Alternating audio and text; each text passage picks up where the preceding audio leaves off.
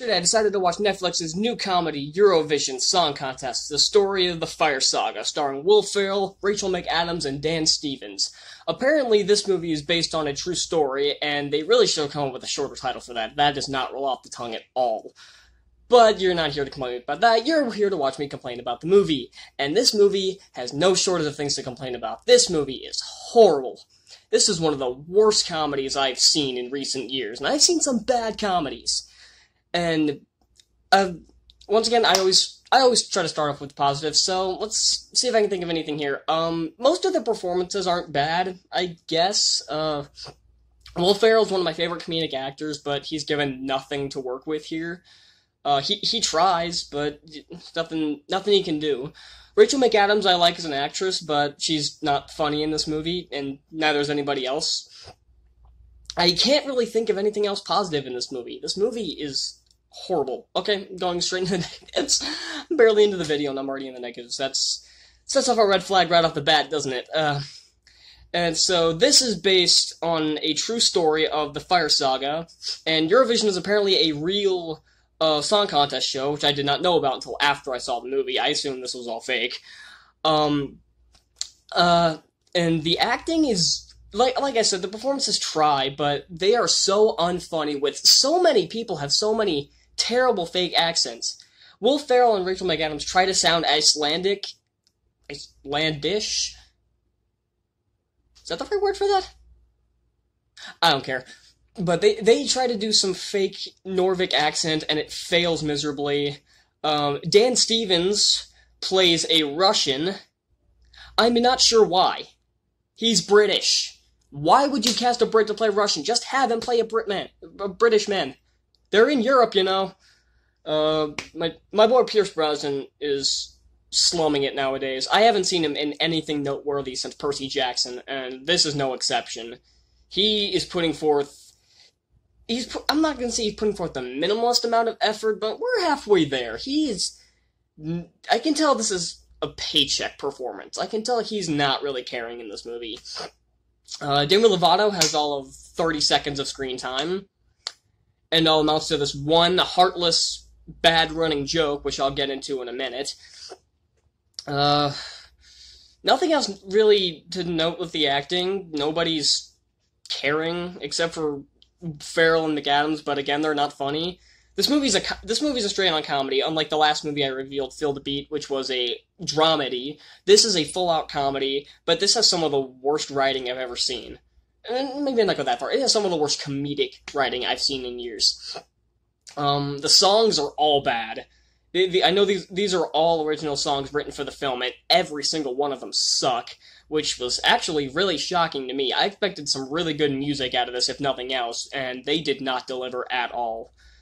The singing was fine. Will Ferrell's never been a great singer, in my opinion, but he's not horrible. McAdams, I know, didn't do all of her own singing, or any of it, actually, and the person they got to dub her does clearly not have the same fake accent. That's clearly American, even though the person who dubbed her, I think, was Greek. So that was a fail. Dan Stevens' Russian accent really gets in the way of his singing, because as much as I hated the Beauty and the Beast remake, he was a good singer in that, I guess. He played the Beast, if you don't know. But his fake Russian accent gets in the way, and that's... Yeah. The plot is a huge mess. There was no point of this movie where I was invested. I was bored my entire time watching this movie. I was constantly checking my watch. I started checking my watch within 20 minutes. I'm like, Jesus Christ, will this thing end? And I probably checked my watch like 5 times throughout this 2-hour movie. This movie's 2 hours and 3 minutes, and it did not need to be that long, especially with how insufferable this movie is. Yeah, I talked about the bad comedy, but I'm going to get into one thing here that really pissed me off.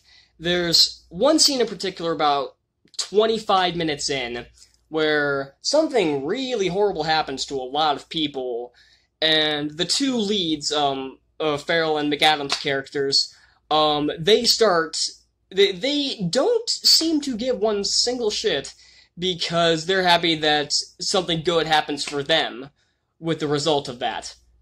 And that's when I said, oh, you did not. That's when I gave the movie the middle finger. That's when I'm like, nope, I'm done. And I still had an hour and a half left of the movie. Yay. The music was fine, but again, the songs were terrible.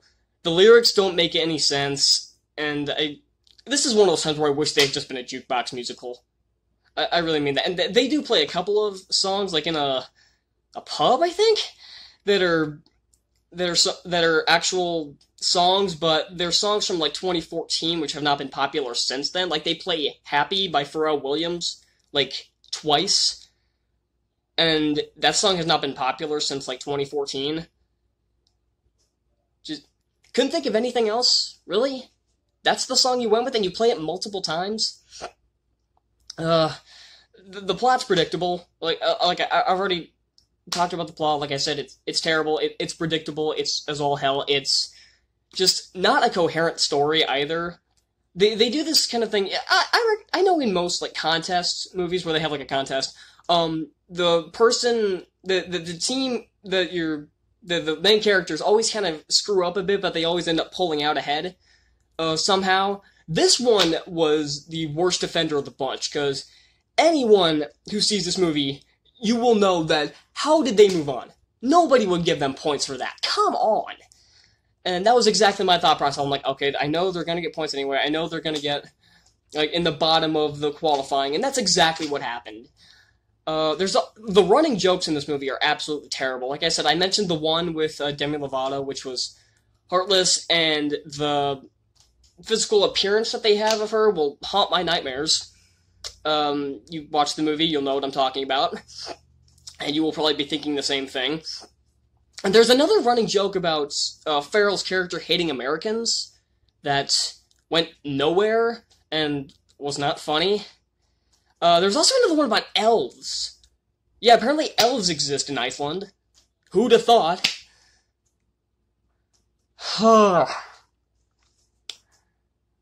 I've said enough. I think I've said enough. I don't know what else to say. The cinematography wasn't too bad, I guess. They don't really use the location to their advantage, though. You are in Iceland, which is a beautiful place. You can get some beautiful landscape shots, and they get maybe 3. 3. There is so much more you can do with Iceland and Paris and all these other European places, and you did nothing. That's how much this movie is a wasted opportunity. This movie could have been a great comedy, but they didn't do it right. It wasn't harnessed by talent. You know what? I'm not going to say it wasn't harnessed by talent. It was harnessed by talent, but they didn't show it. Will Ferrell is one of my favorite comedic actors, like I said, and he is not funny in this movie. I mean, and I'm not saying that all of Will Ferrell's movies are like, oh, I just like his SNL or stand-up. He's not funny in movies. I love Elf. I love Megamind. He is not funny in this movie. Nobody is funny in this movie. There was not a single joke that landed in this movie. And, like I said, everyone's fake accents were offensive. The plot is too long, it's boring, it's cliche, I think I've said my piece. Don't see this movie. It is horrible. This is the worst one I've seen this year, so far. This is worse than Artemis Fowl. This is worse than the last Netflix movie I watched, Feel the Beat. This is a terrible comedy. I will never have any intention of watching this again, and I implore you to not watch it either, because it's horrible, and it's pointless. I don't understand that. Most movies, you can understand, well, what's the point of any movie? For entertainment. I don't understand the point of this movie. The premise has been overused to death, and this is the third movie this year where I've seen an overused premise. And all 3 of these were back-to-back. Artemis Fowl, Feel the Beat, and now this. And this is the worst offender of the bunch. I hated this movie from start to finish. Don't watch it. I implore you. I'm giving Eurovision Song Contest, the Story of Fire Saga, and you can tell just how the title's too long from how many times I just stumbled over myself there, a big fat F. My first F of this year. Don't watch this movie, please. Drained me. I've been talking for only 10 minutes, and I'm already drained from this movie. This was therapeutic for me, because when I see a movie like this, it makes me just so angry watching movies like this. So this review was therapeutic, actually. I feel relieved now that I got that off my chest. Thank you all so much for watching. If you want to see more reviews, smash that like button down below. And if you have any 2020 movies that you'd like me to review, leave a comment below and I'll be sure to look at that. And yeah, I'll see y'all next time. Bye!